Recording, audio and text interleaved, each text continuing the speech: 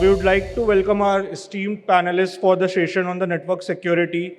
If Rohit Sharma is there, Mr. Rohit Sharma, I would like to welcome him on stage from DOT. Lieutenant General Dr. SP Kocher from COI, if you can please come on stage.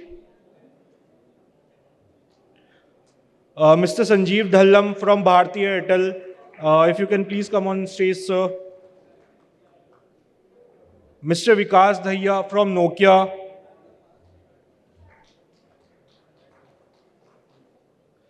Mr. Chiba from VRB Solution. Dr. Pankaj Kumar Dalela from CDOT.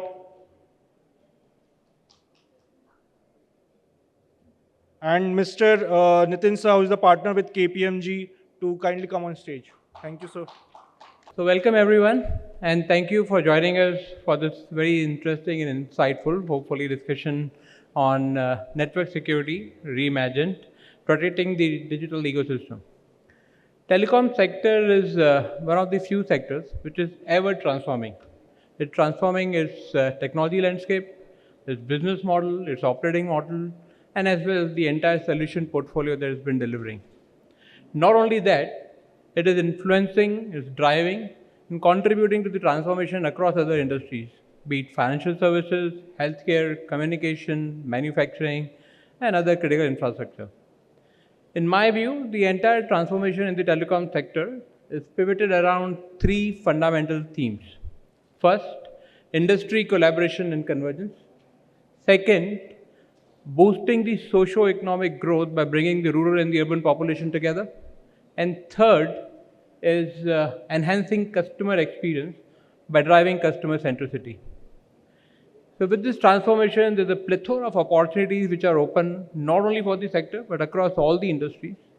It has resulted in a significant growth in the data generated and also enhanced the complexity of the services which are being delivered across industries enabled by the sector.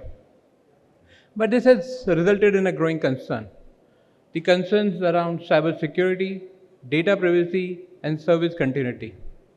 As an industry, it manages a significant portion of a large national critical infrastructure, and any successful breach in the same can have an extensive impact.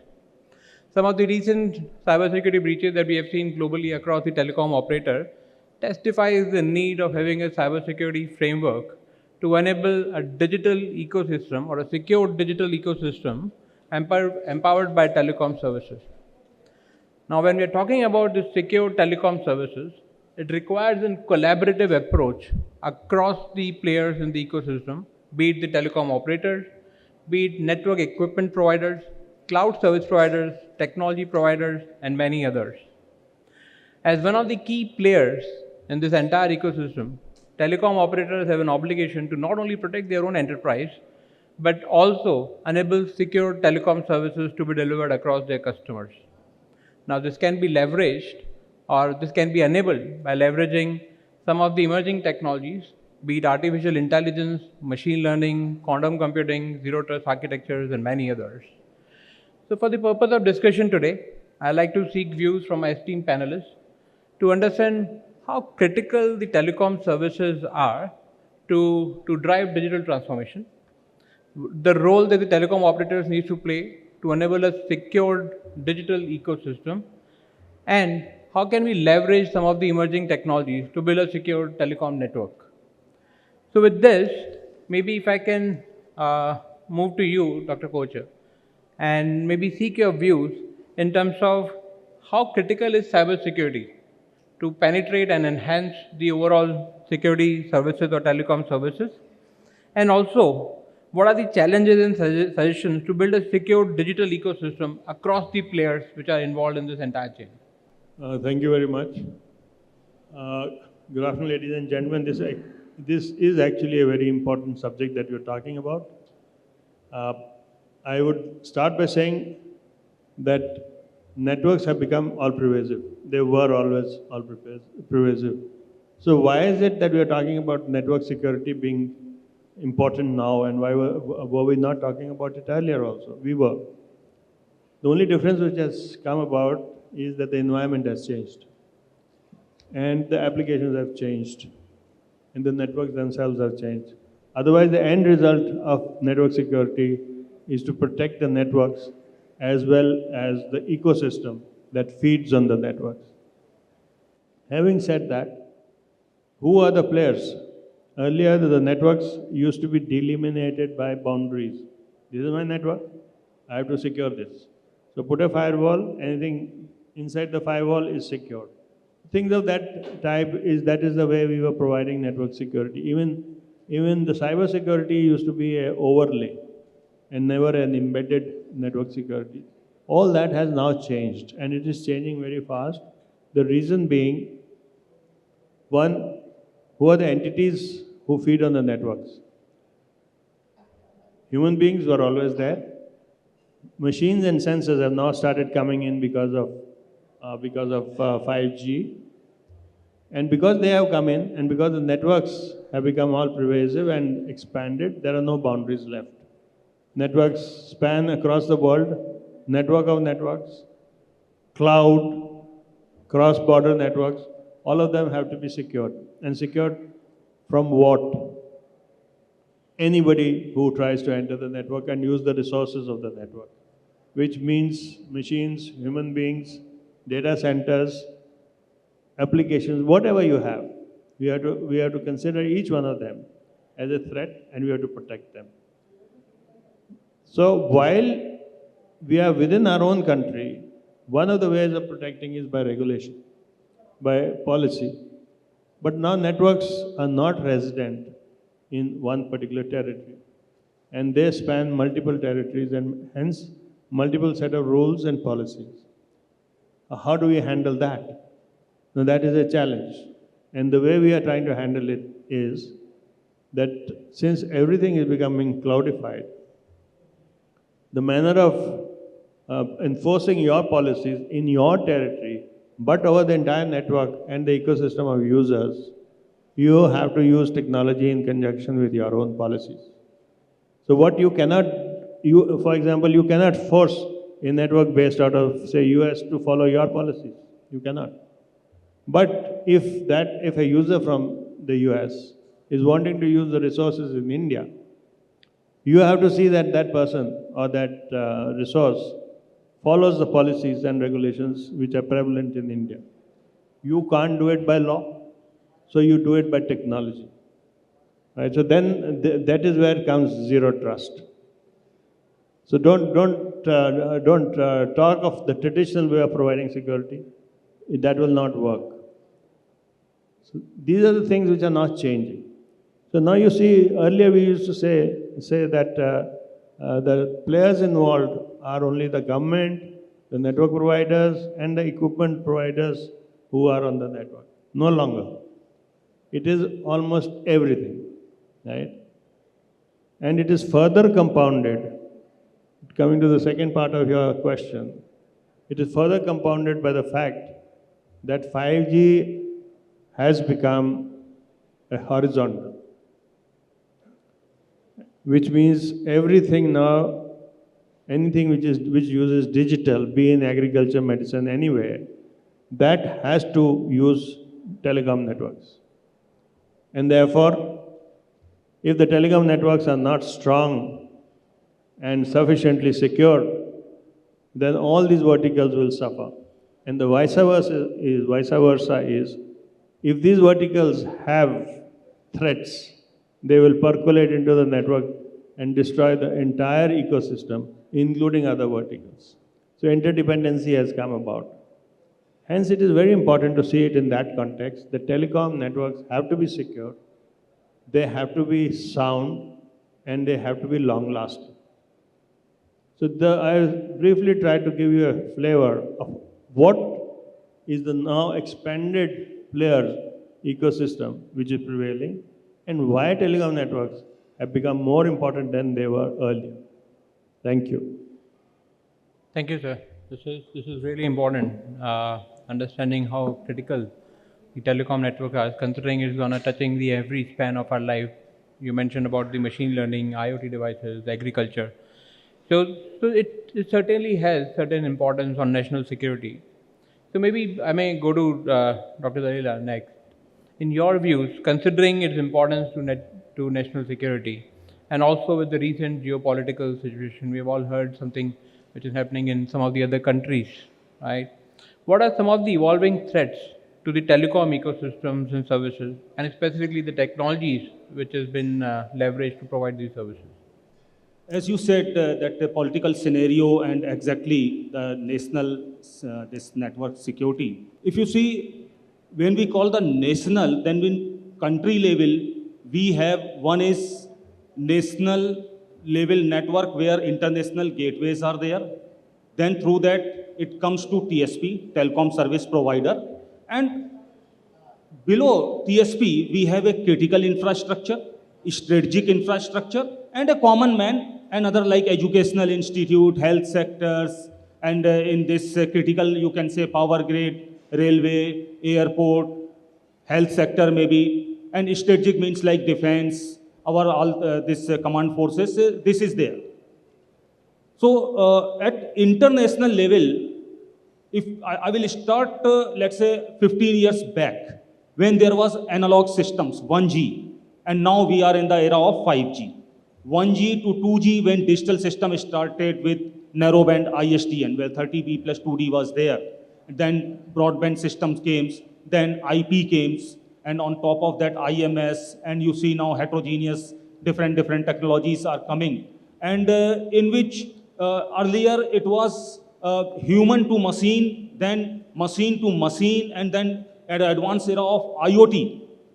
So you see at country level, when the traffic is coming in terabytes per second, there is no mechanism to do the deep packet inspection and we see what you can check and what you can pass. But still, CDOT has designed a probe which is at terabytes per second. It is monitoring the metadata.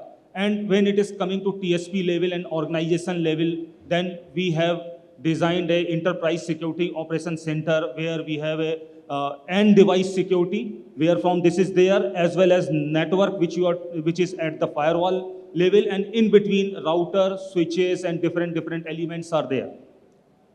So coming to your point, 3 years back, when I was screening the country level traffic, then more than 60% cyber attacks or the malicious actors are coming from one country, our neighbor. Now, situation is, today we are seeing around 2 to 3% malicious traffic from the same country. 60% to 2%, that's a data, real data. It's not like that 58% has been mitigated. No, it is 60%.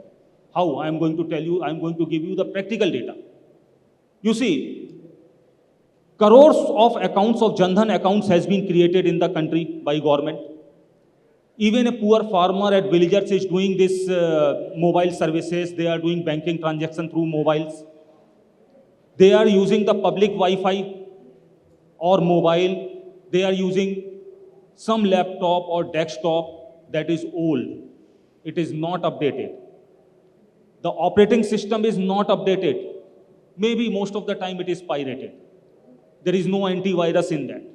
Lot of malicious actors are there, threat is there. From national level to the end user level, so many devices, so many types of threats, it is coming. For example, I am from an organization which is protected by ESOC, that solution. State-of-art firewall is there. Now the malicious actors or threat is beyond firewall. AI, ML is being used, robotics is being used, like DDoS attack, all these things is generated through bot only. Human being can't generate those attacks. So it is at that level, firewall is coming at layer 3, layer 4, 5, 6, 7, when you go above. And if you divide, apart from this, like application security, link security, encryption has been introduced, AES 128, 256, now quantum-based encryption. You see, quantum computer is a reality, quantum computing is reality. Threats are emerging. So, link security, device security, network device in between, end device, and when you combine all those elements, then it becomes a network. That is the definition of network. In network, if you see today's, for example, EDR, if you are talking, there is a term silent EDR. Practically, we have seen its footprint is in approximately 20 kbps. No antivirus or malware can detect that. Actually, that malicious thing is there inside. And it is not in memory. If you scan it, it is not in hard disk or there. It will be in network. When you switch off the machine, it will go, but through the pattern, it will come once again. So these are the real challenges. Coming to your point, from 60% to 2%, how it has come. See, when our common man sitting at the villages or at the metros, whose system is old, they don't have that much of money to put it on security and this. They are primarily like students are there. A lot of startups are there. So their aim is to design a system which meets their functionality. Yep. That is the first thing. So in this, the person of mechanical engineering, aeronautics, or even IT, they are not supposed to be cyber expert. Because cyber expert, it will delay their system, that's the overhead, and you need to invest in terms of money and resource also. So when these actors are coming 60%, what they are doing, they are taking control of our machine, which is there in our country only. Their agent is there, but they are not disturbing your functionality. Now, these 58% attack is not coming from that particular country, it is coming from our own country. Because those machines are rogue, in which their elements are there. They have controlled the machine of other countries like Sri Lanka, Vietnam, even Norway we have seen. So many, Nigeria. So we are thinking that attacks are coming from those countries, but actually it is that country. Yeah. So one conclusion is security is end-to-end. Security is actually is a framework. It's not a tool which you put it and you will be secure. It starts from your endpoint machine, networking device, network, firewall, and as a person yourself. For myself, for example, I have a laptop. I am working in office. I am connecting to my office network, which is quite protected through firewall and which Wi-Fi is protected. Now I am going to my home. Sudden work is there. Everybody has a lot of work. And sudden call is coming. I am switching on the laptop. The same laptop which I am using in my office. But now it is connected to the Wi-Fi. There is no firewall, no security. Sometimes I am traveling. I am hooking it to, let's say, IMC Wi-Fi or at airport Wi-Fi, or I am putting some dongle, or I am sitting in a restaurant, I am using in a hotel their Wi-Fi. There is no security. So that element is coming. Now again, when I am going back to the office, I switch on my system that is in the network. Yeah. The malicious actor is coming. So it is in the network. When it is going to my friend's machine, he says he is already working. Some pop-up if he is having that security system. He says he will, unknowingly, he will simply put the cross button because it's an intrusion for him. Or machine is slow, then it will ignore. Similarly, like pen drive, we are going to put and all these things. So complete that security when it comes to this, so endpoint security, SIEM, SOAR, your security operation center, at your very important thing is exchange of this malicious information. That is the intel, threat intel information is essential. By the way, Honorable Prime Minister, when he was delivering, he was there, then Ambani ji told one very good thing. He was saying, I will request Honorable Prime Minister that lot of data is India is generating. India is generating around 30% of the web data of the world. But all this data is going to Google, this. He wants that data should be in India. Why? So that he has given the region. We can do machine learning and AI here and we can develop our own model. Same is the case of security. India is generating lot of threat intelligence. Unfortunately, as an Indian, I don't have access to that. I need to buy that from others person. So now, state sponsored this government company CDOT. We have developed this solution where we are generating this and we are giving this to free of cost to other government organization in this. If we need to penetrate to 1.4 billion population. The person in our country or other developing country, when they don't have access to electricity, water or education, we can't expect them to spend few thousands of rupees per month for this security. Yep. They don't have a bill to pay to electricity or education. So that is why Make in India, which Honorable Prime Minister told, Make in India and Atmanirbhar Bharat is the only way, because otherwise we cannot secure our people. This technology is the main thing. It's an enabler.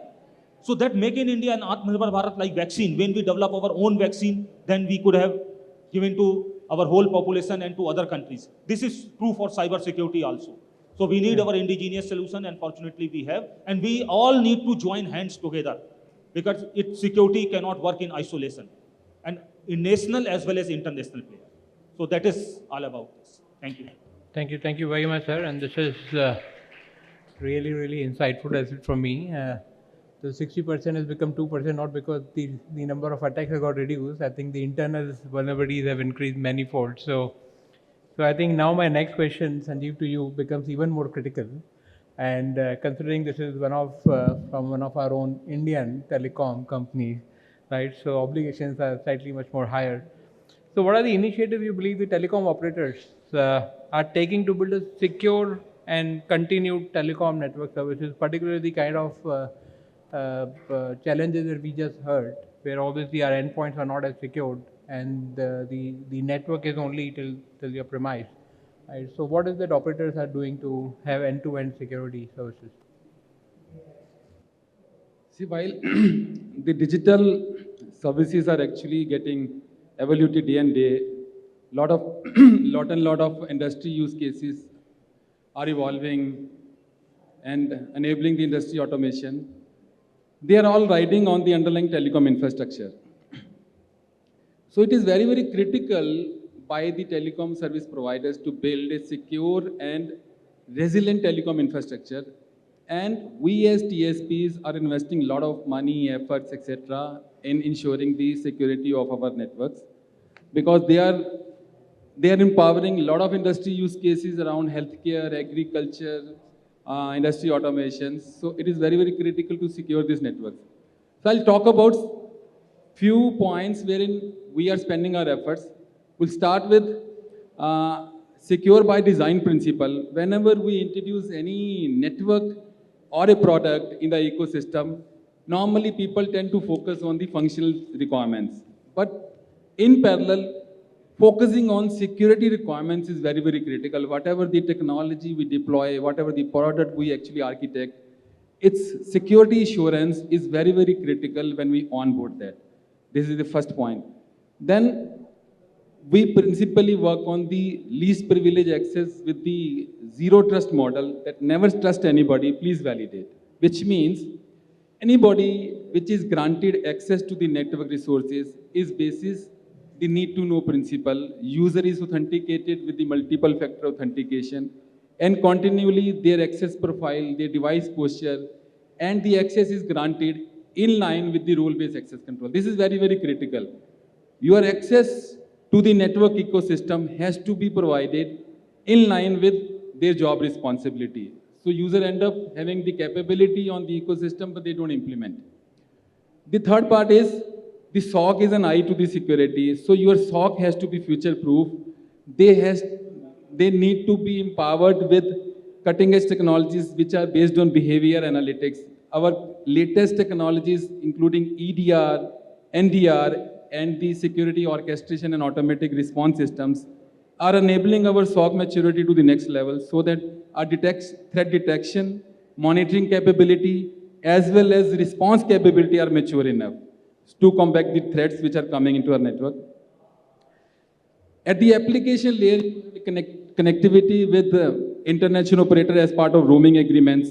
So you run telecom protocols on top of that, securing diameter, GTP and SS7 interfaces towards the fellow operators is very, very critical to safeguard your network from fraudulent messages. Recently, we have implemented secure communication for our customer with the implementation of anti-spam solution. That is the AI-enabled anti-spam solution we implemented for our customer. As part of this solution, we do utilize our AI-empowered solution to analyze vast amount of call and SMS data on a daily basis. Roughly, if I talk about the volume, it is 1.5 billion messages and 2.5 billion of calls analysis on a daily basis to generate the suspected calls and SMS tagging for the customer. And this is a real-time service. On a real-time basis, it analyzes the calls and SMS and then helps to provide a secure communication service to our customer. This service is activated by default to our customer. They don't need to activate by any application download or any subscription base. Apart from this, we regularly conduct security risk assessment to our network ecosystem.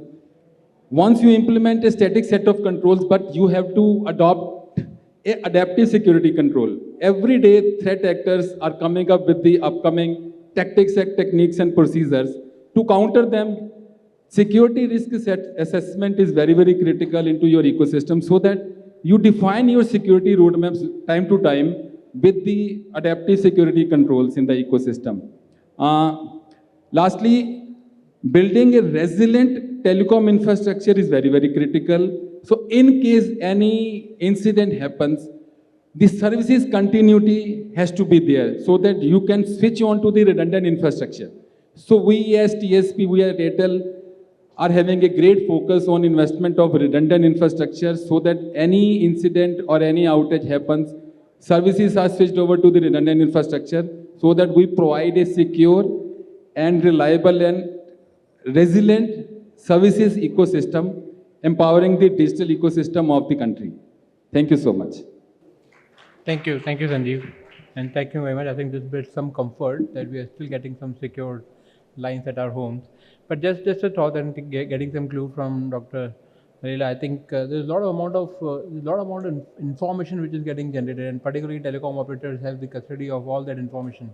Maybe that can also be leveraged to provide threat intelligence as a service by the telcos. That could also be an initiative that telcos may want to evaluate. But with that, I think while telecom operators are doing their piece of work, but I think it's really important that when we are looking at some of these services, one of the critical enablers is the network equipment providers, the network service providers from that perspective.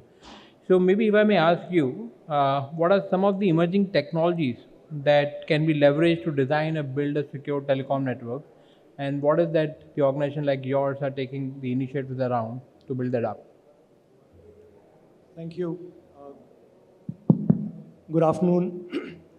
So, as you know, technology could be very challenging. It can be used for good use and as well as it can be used by bad actors.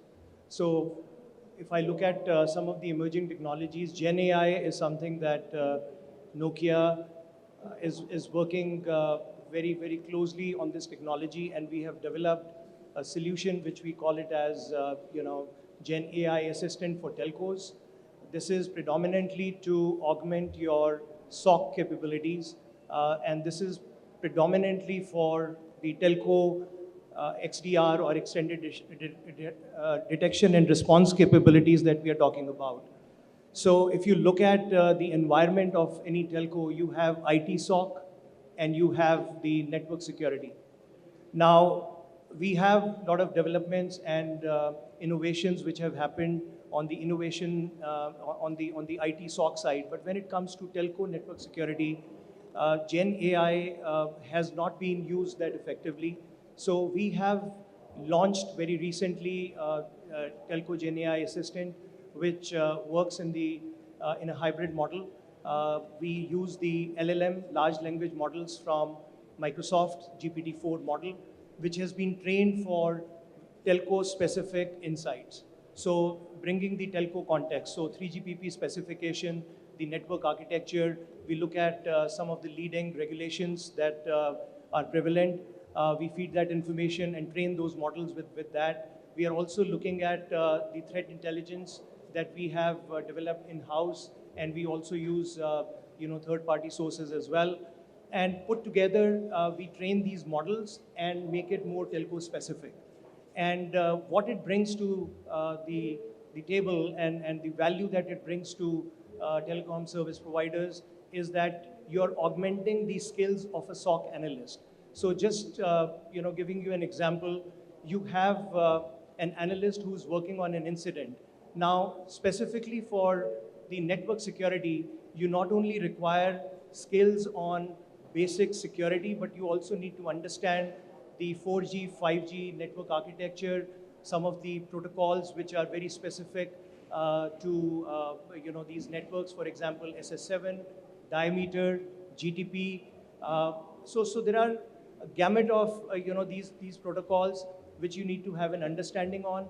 You also need to understand the domains, the core, the transport, the radio access networks, and after doing proper analysis and contextual information, if you are providing that information to a SOC analyst, his job becomes relatively easier.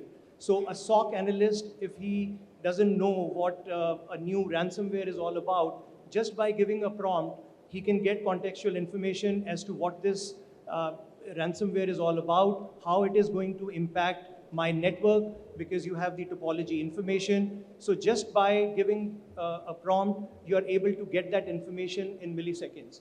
And because you have that information, you are able to then do the detection faster. You are able to then also have playbooks which could be kicked off, and you are able to remediate based on the playbooks that have been generated through this incident. Also, summarization is another thing which becomes so easy with these Gen AI tools. And if there is an incident report which has to be submitted to the CISO, or it has to be submitted back to the regulator, you are able to have that report in no time. So it becomes very easy for the SOC leader to have that information collected from these kind of tools. The second technology, which I would say, and I would agree with my fellow panelists, that post-quantum cryptography is something that we are working very closely with a lot of operators. If you know that in September of this year, NIST came out with some of the you call them as quantum safe algorithms, because they are resistant to quantum computers. And these quantum safe algorithms need to be now deployed within the networks, because if you look at some of the emerging threats, you might have heard there is something called, you harvest now and decrypt later, which means you have the information which, if it goes, and it falls into wrong hands, it can be broken with quantum computers. So you need to quickly replace those weak ciphers with quantum safe algorithms. And there is a work which is already starting in a lot of countries, because telecom service providers, the infrastructure is a national, it's a mission critical infrastructure. So if you don't replace these weak ciphers with strong ones, you have this risk of losing some important information.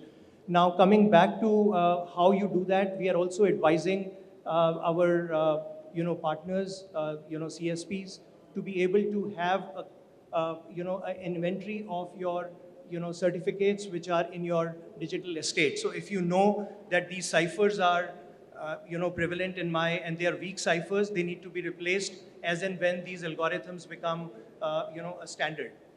Secondly, you also need to have an approach which is a hybrid approach, because you cannot adopt a technology without testing it, because vulnerabilities will arise going forward.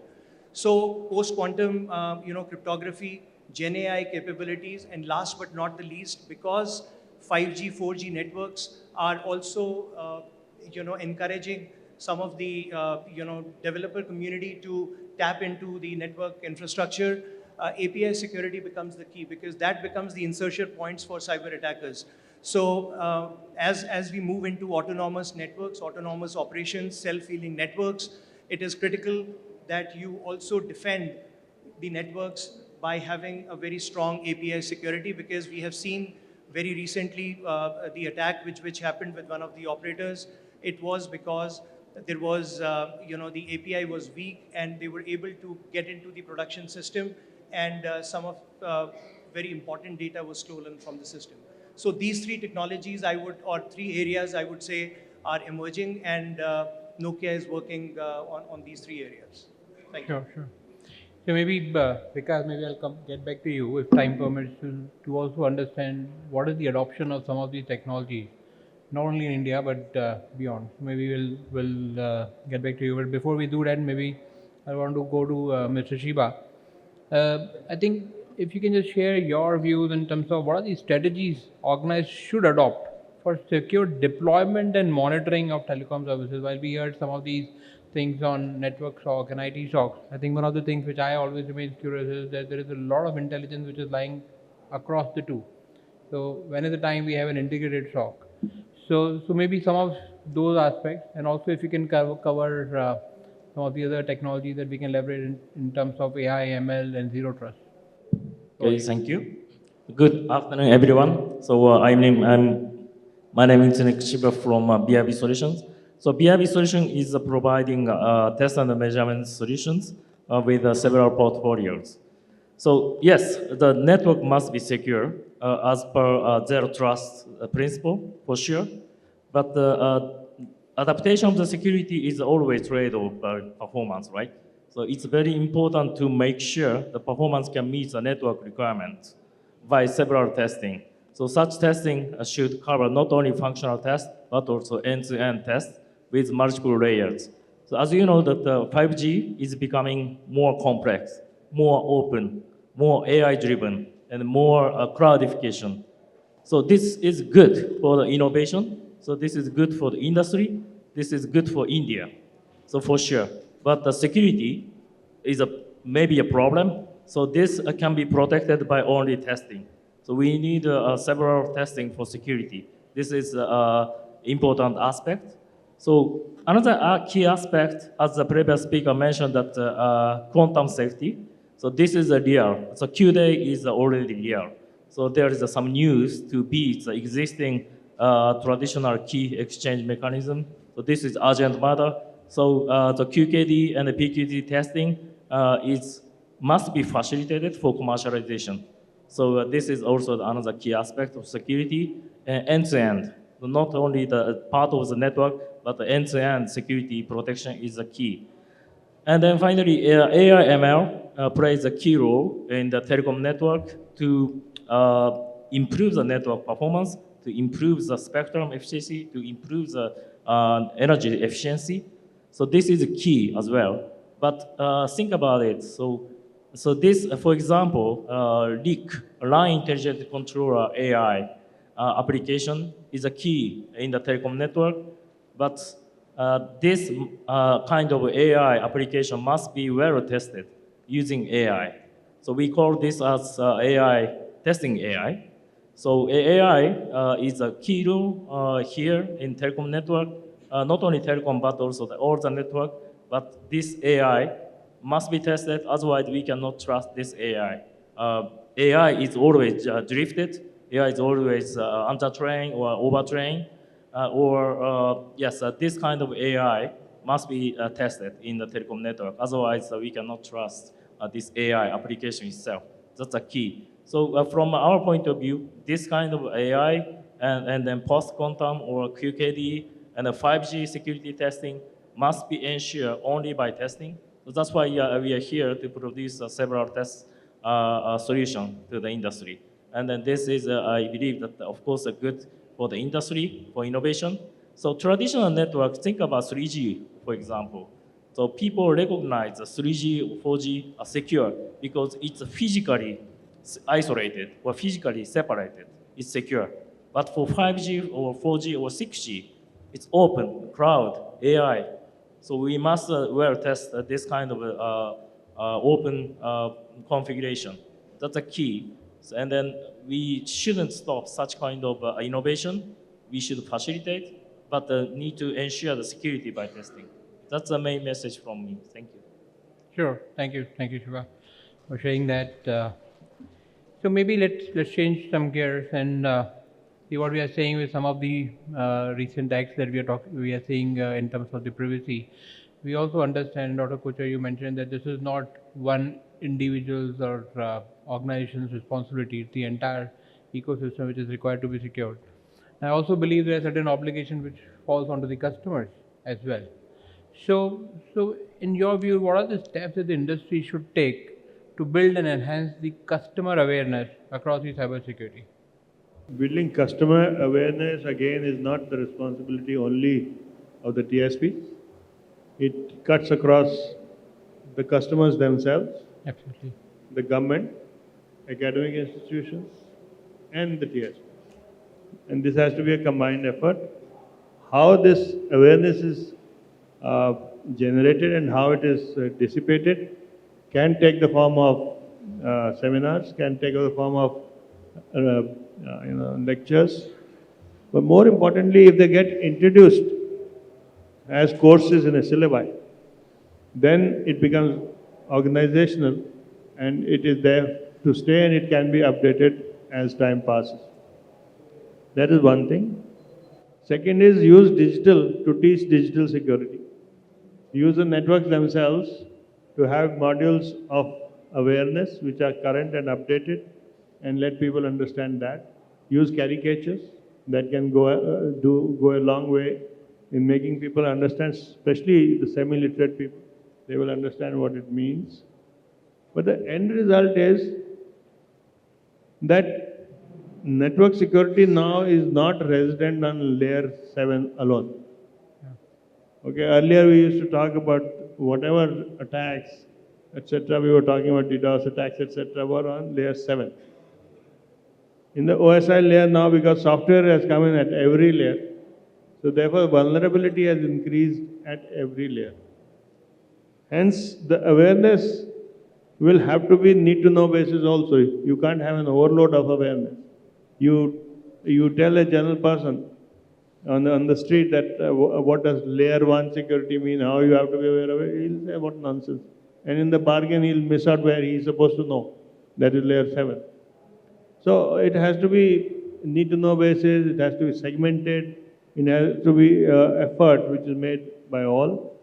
And organizations should also bring in incentives so that their own workforce then helps building this awareness. Just one more point I would like to mention, which has been striking me. All my fellow panelists have been talking extremely well about technology. But remember, technology is driven by a human being. Okay, that is what we were taught in the army. It is the man behind the machine who matters. If you don't secure the human being who is handling these systems, then all the other effort, technical effort that you are doing goes waste. Unfortunately, world over, I don't see this happening. By just saying, and I'm not detracting from what our government says, by just saying that Make in India makes the system secure, I don't agree. I don't agree. Well, the gentleman said that 58% of the attacks are coming from Indian systems. Who? Indian systems means what? It also involves the skinware. Yep. So we have to find ways and means of securing our skinware. And how do we do it? It's something that we have to debate. That's a separate subject altogether. But that is a very important subject which has been brushed and taken for granted. It should not be taken for granted. Seven layers of the OSI model are good. 4 layers of the cyber model are good to secure. But what happens to the unknown layer which uses these layers? That is something we must look at, and we must look at it seriously and as soon as it is possible. A very important point out of which is the man behind all these technologies is not secured, and these technologies are not secured. Absolutely.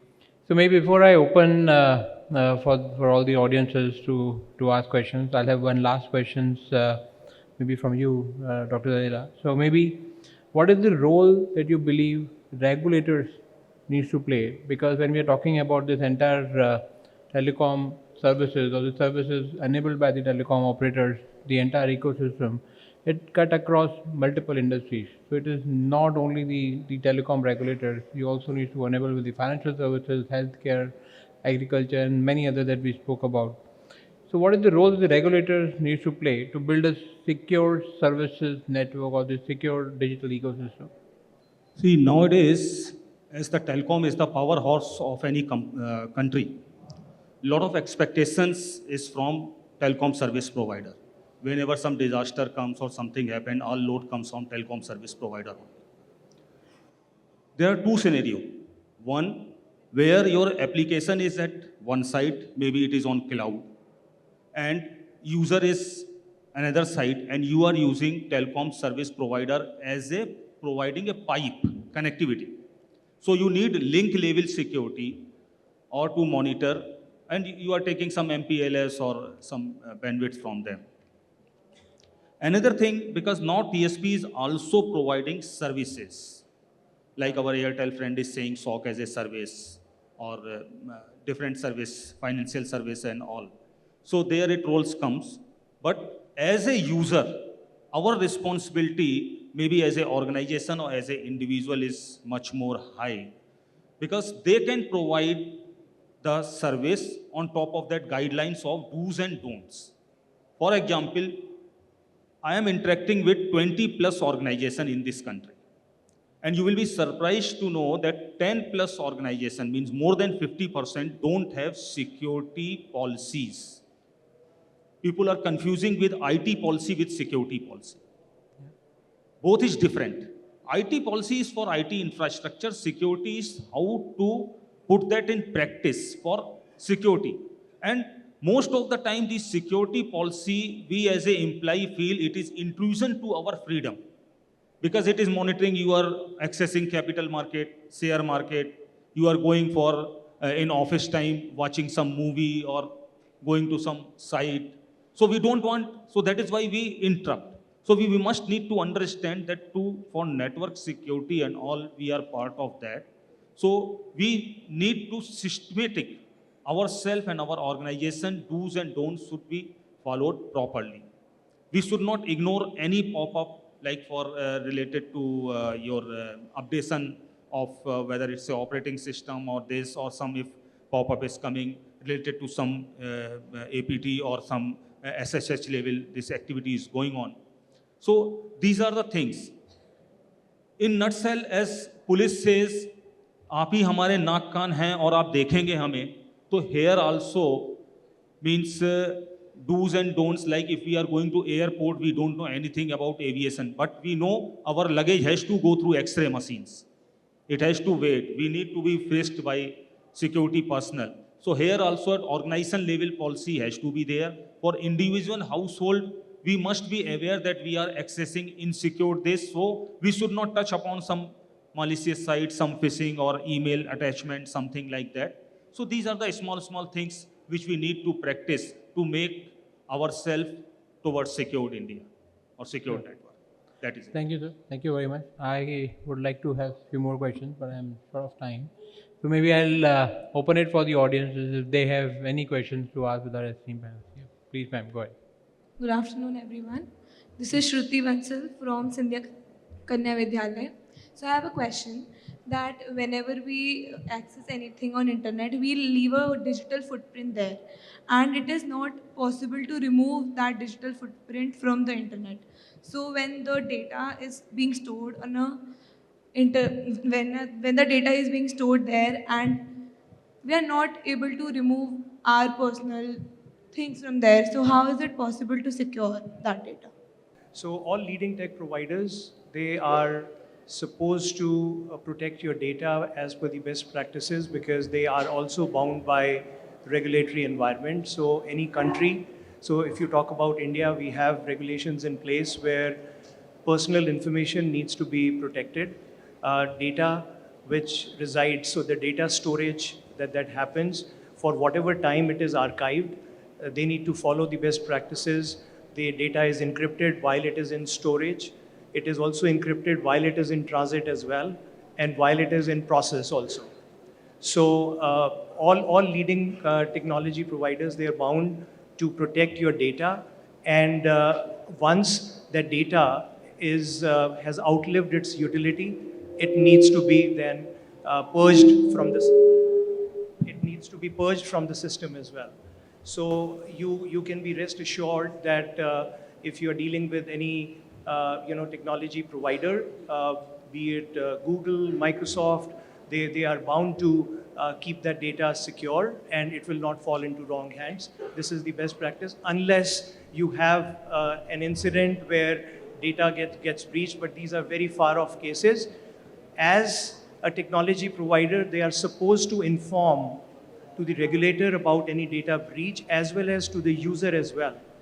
There are also laws in place as per GDPR regulation you might have heard, where you are supposed to inform or take consent of the user before using it for any AI machine learning training purposes as well, because your data gets processed and it can be used by multiple agencies for certain insights. So they need to inform a user before using any data for any purpose, business purpose as well. I think to add on this, we leave a lot of our digital footprints while consuming the application on the interconnected world. And this data is actually utilized to build your browsing behavior, your consumption behavior, etc. So there is, I think, our honorable PM talked about the digital data protection bill also, which has been now on the cards, which will ensure the interest of the customer in terms of the data which is generated by a user is called data generator, and then there are entities called data fiduciaries, which collect this vast amount of data. So there is a stringent obligation on the data fiduciary which are hosting this data to how much legitimate purpose they can utilize. There will be a lot of rules and regulations around fair uses of this data and sharing of this data among the different platforms. So I'm sure this governance will get stronger in the coming time in our nation. I'll take a question from you, Dr. Devu, but I understand Dr. Kocher needs to leave for another session. Can you wait for a minute or two, sir? Or do we have a minute or two? We'll just take one last question. Otherwise, maybe I'll request Dr. Kocher if you may proceed.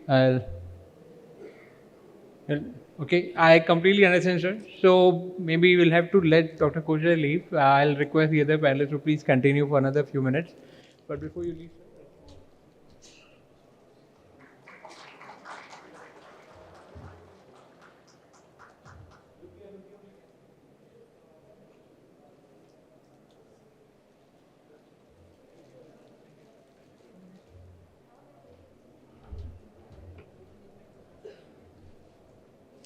Maybe I'll request all other panelists to please take your seats. And with that, maybe we'll go to Dr. Devu.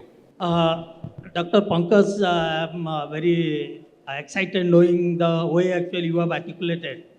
We have a lot of nation states that are coming to attack India in a different types of attacks coming.